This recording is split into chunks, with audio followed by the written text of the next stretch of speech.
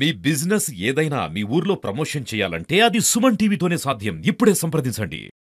గ్రామం మహిళలు ఎంతో శ్రమించి ఒక క్రమశిక్షణతో ఆంధ్రప్రదేశ్ రాష్ట్రానికే కాదు యావత్తు భారతదేశానికి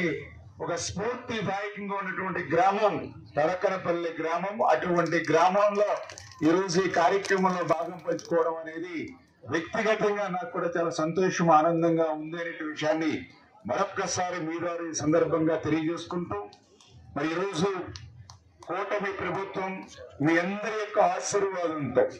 తెలుగుదేశం, జనసేన, బీజేపీ ప్రభుత్వం R&D డిపార్ట్మెంట్ కానీ, పంచాయతీరాజ్ డిపార్ట్మెంట్ కానీ, ఆర్డబ్ల్యూఎస్ డిపార్ట్మెంట్ కానీ, APEWS డిపార్ట్మెంట్ కానీ, ఇట్లా ఏదైతే వివిధ డిపార్ట్మెంట్ల ద్వారా దగ్గర ఈ కర్నూలు జిల్లాలో ఈ 10 నెలల కాలంలోనే 2294 పనుల్ని 2014 కోట్ల రూపాయలు ఒక్క కర్నూలు జిల్లాకి నిధులు మంజూరు చేసి పనులు ప్రారంభించడం అని అంటే ఈ యొక్క కర్నూలు జిల్లాలో ఈ యొక్క కూటమి ప్రభుత్వం అభివృద్ధి దిశగా ఎంత పెద్ద ఎత్తున పరుగులు తీస్తూ పనిచేస్తుందో ఇదే ఒక ఉదాహరణ అని చెప్పి మీ ద్వారా తెలియజేసుకుంటూ, మరి అటువంటి అభివృద్ధి కార్యక్రమాల్లో భాగంగా మరి 9718 ఎకరాలు సేకరించి వారోకల్లు మెగా ఇండస్ట్రియల్ హబ్ పరిశ్రమ కానీ, అదేవిధంగా 2938 కోట్ల పెట్టుబడితోటి జయరాజ్ స్టీల్ ఫ్యాక్టరీ ప్రారంభించుకోవడం కానీ, అదేవిధంగా 300 ఎకరాల్లో డ్రోన్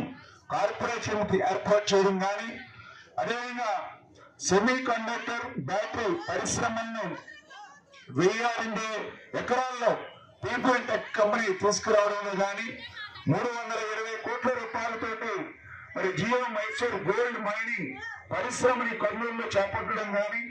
అదేవిధంగా టమాటో ప్రాసెసింగ్ మరి 11 కోట్ల రూపాయలతోటి ప్రారంభించడం కానీ,